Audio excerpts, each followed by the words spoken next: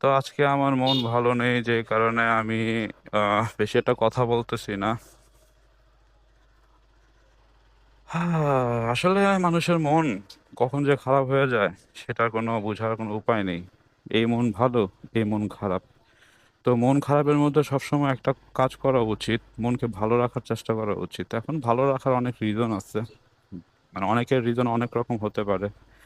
আমার যখন মন খারাপ হয় তখন আমি বাইক নিয়ে বের হয়ে যাই, হেলমেট পরে হেলমেটের গ্লাস লাগিয়ে হয়তো বা চুপচাপ বাইক রাইড করি, না হলে কান্না করি। আর কিছুক্ষণ পর এই বাইকে যখন আমি রাইড করি, বাইকে রাইড করতে গেলে একটা বাতাস কিন্তু শরীরের মধ্যে খুব লাগে। ওই বাতাসটা যখন লাগে তো আমার মনটা ভালো হয়ে যায়।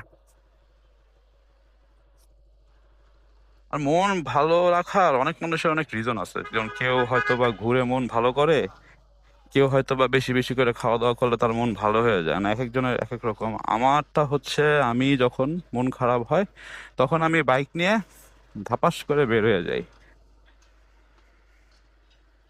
এটা করলে আমার মন ভালো থাকে। এই যে এখন বর্তমানে মন খারাপ আছে, দেখবেন কিছুক্ষণ পর হয়তো বা আমার মনটা আবার ভালো হয়ে যাবে। হয়তো বা না, ভালোই হয়ে যাবে।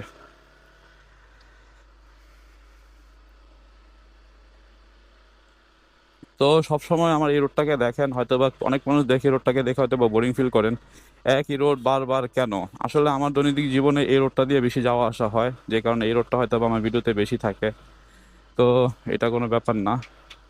আমি চিন্তা করতেছি কোথাও ঘুরতে যাব। এখন কোথায় ঘুরতে যাব, কাইন্ডলি যদি একটু কমেন্টসে আপনারা একটু বলে দেন তাহলে হয়তো বা ভালো হয়। কোথায় ঘুরতে যাওয়া যায়? আসলে আমাদের নারায়ণগঞ্জের ভিতর তেমন একটা ঘোরার জায়গা নাই। তো যতটুকু জায়গা আছে সেগুলো সবগুলোই ঘুরে ফেলছি, নতুন কোনো জায়গা খুঁজে পাচ্ছি না। ও, বাই দ্য ওয়ে, একটা কোশ্চেন আছে আমার। মেয়েরা কেন এত কাশফুলের প্রতি এত পাগল? মানে কাশফুলের সিজন আসলেই মানে মেয়েদের একদম উপরি খাওয়া পড়ে মানে কাশফুলের বনে যাব, ওখানে গিয়ে ছবি তুলবো।